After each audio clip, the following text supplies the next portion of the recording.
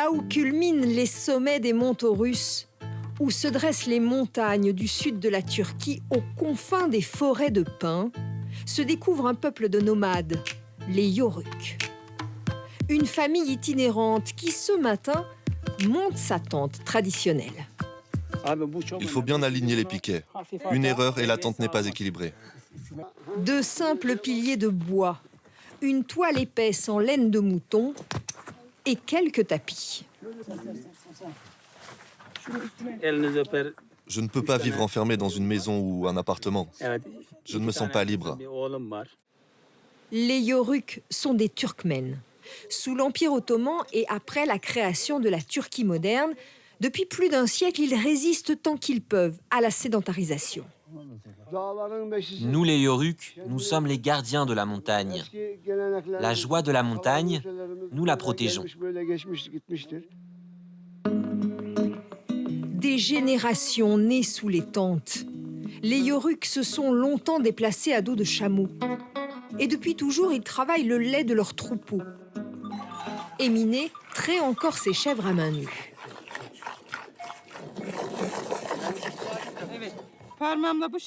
Regardez, j'appuie avec mon pouce et je tire ensuite avec tous mes doigts pour faire venir le lait. Il faut faire ça sans lui faire de mal. Moi, je traite plus vite qu'une machine. Les familles Yörük sont dispersées dans les montagnes. Chacune emmène paître son troupeau en altitude. La tribu est attachée à cette vie de berger.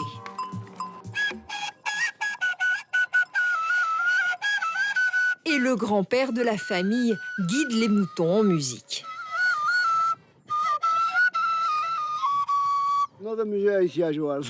Les animaux m'écoutent. Ils ont aussi besoin de musique. Quand je joue, ils lèvent la tête. On leur donne des ordres en sifflant. Avec la flûte aussi, je peux leur dire où aller. Mais les Yörük et leurs troupeaux sont de moins en moins les bienvenus dans ces montagnes. Certains propriétaires privés ferment leur terrain à leur passage. Ils disent que nos animaux font des dégâts autour des arbres et des plantations. Alors ils ne veulent pas de nous. Les Yörük seraient quelques centaines seulement à vivre encore comme des nomades. Les jeunes générations ne veulent plus de cette vie rude en hiver comme en été.